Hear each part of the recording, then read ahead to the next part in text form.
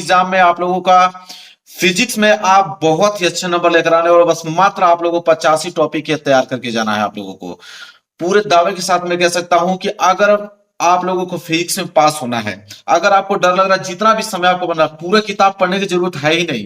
पूरे किताब का मैं निचोड़ आप लोगों के सामने लेकर आ गया हूं। सिर्फ 85 पर टॉपिक अगर आप तैयार कर लेते हो, 85 टॉपिक तैयार कर लेते हो, तो उससे बाहर आप लोगों को एग्जाम में पूछता ही नहीं है। अगर वीडियो को लाइक आपने कर दिया, 5000 वीडियो को लाइक पहुंचा दिया, तो मैं आप लोगों से वादा करता हूं कि 85 टॉपिक का वीडियो एक ही वीडियो में, भले वो मुझे 3 घंटे की क्यों ना बनाना पड़े, मैं 100% बना दूंगा आप लोगों के लिए। बस वीडियो को आप लोगों को लाइक करना है, कम से कम 5000 लाइक तक इस वीडियो को पहुंचाना है। चैनल पर नए हो तो चैनल को जरूर सब्सक्राइब करना। पहली बात सब्सक्राइब कर लो। मैं इस बार दिखाता हूं कि कैसे तैयारी कराया जाता है क्लास 12th की। तो मेरे प्यारों बच्चों, इस बार टारगेट मैंने 95% का बनाया है और 100% पूरा करा के रहूंगा, मेरा वादा है आप लोगों से। बस फिजिक्स में ये 85 टॉपिक जो आपको बताना होगा, पूरे के पूरे टॉपिक तैयार होना चाहिए। और बोर्ड परीक्षा में यही टॉपिक आएंगे, इससे बाहर आता ही नहीं है। सच बताऊं, रियलिटी, आप जाके प्रीवियस पेपर उठा के देख लो, अगर इससे बाहर टॉपिक आया होगा तो बता देना हमको। देखिए पहला टॉपिक क्या है। पहला जो आप लोगों को तैयार करना है वो आप लोगों का विद्युत आवेश तथा आवेश के प्रकार। ऐसा कोई सेट नहीं होगा जिसमें विद्युत आवेश तथा आवेश के प्रकार से क्वेश्चन आए हो। या तो विद्युत आवेश पूछ लेगा या आवेशों के प्रकार पूछ लेगा, उसके प्रकार से कोई ना कोई क्वेश्चन देगा, लेकिन देगा 100%। बहुत ज्यादा इंपॉर्टेंट है। तो पहला क्वेश्चन क्या है, विद्युत आवेश तथा आवेश के प्रकार, जो कि एकदम बिल्कुल तैयार होना चाहिए। एक प्रश्न आप लोगों को मिस नहीं करना। अगर मैं कहता हूं कि 85 क्वेश्चन तैयार होना चाहिए, तो बिल्कुल होना चाहिए। ठीक है। दूसरा जो है आप लोगों को तैयार करना है कूलाम का नियम। कूलाम का नियम वेरी वेरी मोस्ट इंपोर्टेंट है, आप लोगों के लिए टॉपिक बता रहा हूं। दूसरा क्या है, कूलाम का नियम। कूलाम का नियम तो आप लोगों को देता ही देता है। तीसरा जो तैयार करना है वो है विद्युत बल रखा है। बस वीडियो को आप शेयर कर देना, जितना टॉपिक दिखाई दे रहा है उसका मैं पीडीएफ भी आप लोगों को दूंगा, पूरा लिखित पीडीएफ भी दूंगा और उसको पूरा डिटेल में समझाऊंगा, मेरा वादा है। ठीक है। तो विद्युत बल रखा है, ये तीसरा टॉपिक जो आप लोगों को तैयार करना है। इसके बाद चौथा है विद्युत द्विध्रुव आघूर्ण। ठीक है। विद्युत द्विध्रुव आघूर्ण वेरी वेरी मोस्ट इंपोर्टेंट ये टॉपिक है, जो आपके एग्जाम में पूछता है, हमेशा पूछता है। आप देखिए जाके प्रीवियस से पेपर उठा के देखेंगे, आपको खुद मालूम चल जाएगा कि मैंने क्या बताया आप लोगों को। ये सारे टॉपिक इससे बाहर पूछता ही नहीं है। पांचवा है विद्युत द्विध्रुव की अक्षीय रेखा पर स्थित बिंदु पर विद्युत क्षेत्र की तीव्रता। वेरी वेरी मोस्ट इंपोर्टेंट है, वेरी वेरी मोस्ट इंपोर्टेंट। अब वही अगर हम बात करें तो अगला है कि विद्युत द्विध्रुव की निरक्षीय रेखा पर, यह अक्षीय रेखा था, क्या है, निरक्षीय रेखा पर स्थित बिंदु पर विद्युत क्षेत्र की तीव्रता पूछता है। तो दोनों, या तो अक्षीय रेखा भी और यहाँ पे निरक्षीय रेखा पर भी, दोनों बहुत ज्यादा इंपॉर्टेंट है। दोनों में से एक प्रश्न आप लोगों को देखने को 100% मिलेगा, ये मेरा वादा है। आप लोगों को दोनों में से एक प्रश्न देख लीजिएगा, पक्का बनेगा। तो इसलिए बता रहा हूं कि सारे टॉपिक आपको तैयार होना चाहिए। इसके बाद सातवां है गॉस का प्रमेय। अब ऐसा नहीं हो सकता है कि गॉस का प्रमेय आपको भी मालूम है कितना ज्यादा इंपॉर्टेंट है। गॉस का प्रमेय सातवां टॉपिक आपको तैयार करना है। आगे अगर हम बात करें, फटाफट नोट कीजिए आठवां, कि अनंत विस्तार के रेखीय आवेश के कारण विद्युत क्षेत्र की तीव्रता ज्ञात करने के लिए देता है। यहाँ पे डेरिवेशन पूछता है। अनंत विस्तार के रेखीय आवेश के कारण विद्युत क्षेत्र की तीव्रता कैसे ज्ञात करते हैं। वेरी वेरी मोस्ट इंपोर्टेंट है। सब पे आप ट्रिक लगाते चलो, सब पे डबल ट्रिपल स्टार बनाते चलो, क्योंकि सारे क्वेश्चन इंपोर्टेंट है। चलिए आठवां हो गया। आठवां के बाद चलिए 9 नोट कीजिए। 9 क्या है, कि अनंत विस्तार के समरूप आवेशित कुचालक चादर के कारण विद्युत क्षेत्र की तीव्रता ज्ञात कीजिए। Very very most important. 10वां है कि विद्युत विभव तथा विभवांतर। अब बताइए विभव तथा विभवांतर में अंतर से क्वेश्चन पूछ लेता है 4 नंबर के लिए, कि विद्युत विभव क्या है, विभवांतर में अंतर बताइए। तो बहुत ज्यादा इंपॉर्टेंट है। 11वां है कि इलेक्ट्रॉन वोल्ट किसे कहते हैं। 2 नंबर के लिए प्रश्न दे देता है, इलेक्ट्रॉन वोल्ट किसे कहते हैं।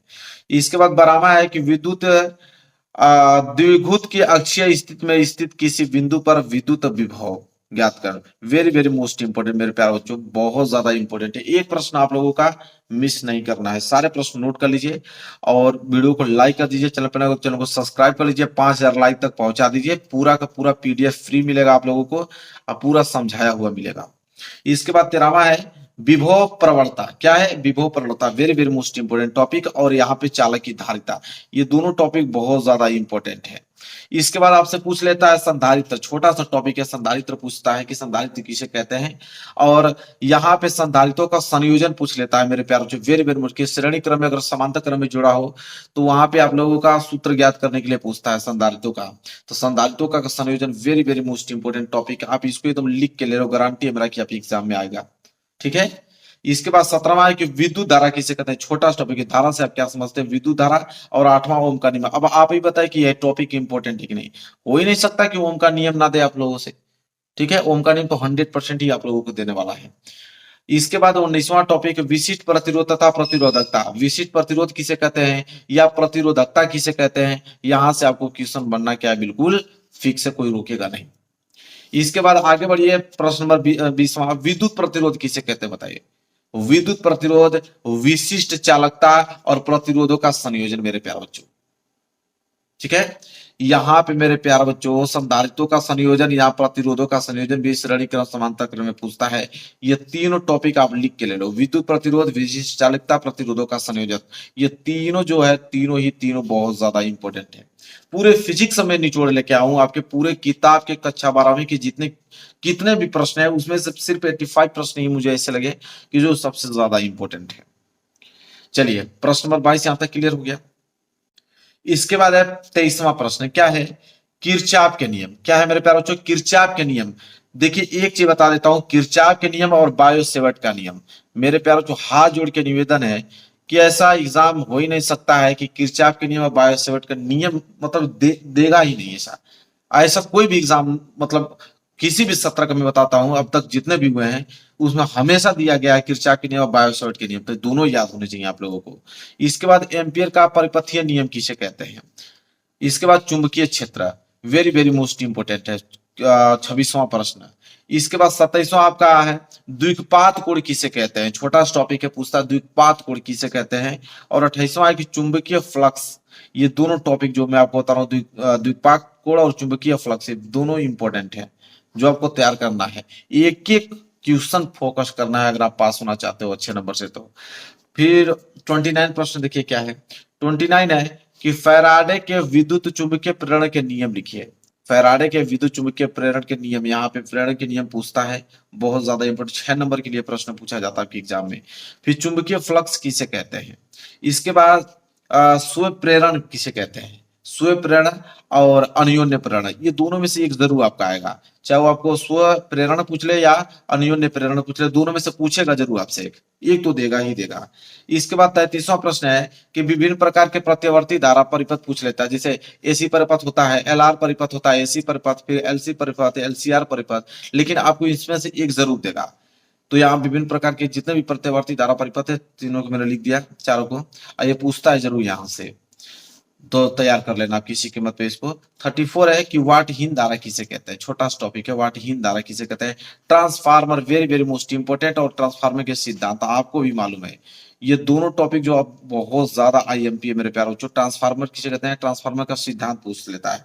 इसके बाद क्या पूछता है कि विद्युत जनित्र तथा डायनमो का सिद्धांत पूछता है। विद्युत जनित्र कैसे, विद्युत जनित्र मतलब विद्युत मोटर, ठीक है, तथा डायनमो, उसके डायनमो के पार्ट के बारे में पूछता है वहां पे, वेरी वेरी मोस्ट इंपोर्टेंट। मैं क्वेश्चन जो बता दिया वो लिख के ले लो, गारंटी है कि इससे बाहर आ जाए, इससे बाहर आएगा ही नहीं, बस आपको तैयार कर लेना पूरा का पूरा अच्छे तरीके से। आगे देखिए अगला क्या है, 38 प्रश्न है मेरे प्यारे बच्चों कि मैक्सवेल का समीकरण, very very most important, Maxwell का समीकरण। इसके बाद मैक्सवेल के विद्युत चुंबकीय तरंग का सिद्धांत, देखिए दो सिद्धांत यहाँ पे है, मैक्सवेल के समीकरण, मैक्सवेल के विद्युत चुंबकीय तरंग के सिद्धांत, वेरी वेरी मोस्ट इंपोर्टेंट है, दोनों टॉपिक आपको तैयार होना चाहिए। आगे 40वां की विद्युत चुंबकीय स्पेक्ट्रम किसे कहते हैं। प्रकाश का परावर्तन, मेरे प्यारे बच्चों यहां से देखिए बहुत ज्यादा इंपॉर्टेंट है टॉपिक जो मैं आपको बता रहा हूँ, लिख के किसी से भी पूछ लेना, कोई भी दुनिया के टीचर उससे पूछ लेना कि ये जो टॉपिक है इंपॉर्टेंट है कि नहीं, तुरंत आपको बताएगा कि सबसे पहले पास होना चाहते हो तो पहले इसको तैयार कर लेना। इसके बाद प्रकाश का परावर्तन के बाद है गोलीय दर्पण के लिए यूवी तथा एफ में संबंध बताइए। ठीक है, यूवी एफ, ऐसा हो नहीं सकता कि न्यूमेरिकल आए और यह फार्मूला की यूज ना हो, बिना इस फार्मूले की यूज से न्यूमेरिकल आप कर ही नहीं पाओगे, इतना बता देता हूं। इसके बाद है प्रकाश का अपवर्तन, ठीक है, प्रकाश का परावर्तन या अपवर्तन दोनों में से एक टॉपिक फिक्स है, उसको कोई दुनिया की ताकत रोकेगी नहीं। इसके बाद पूर्ण आंतरिक परावर्तन, तीनों अलग हैं, प्रकाश का परिवर्तन अलग है, प्रकाश का परिवर्तन अलग है, पूर्ण आंतरिक परिवर्तन अलग है, तीनों चीज कंडीशन अलग अलग होती है, ठीक है।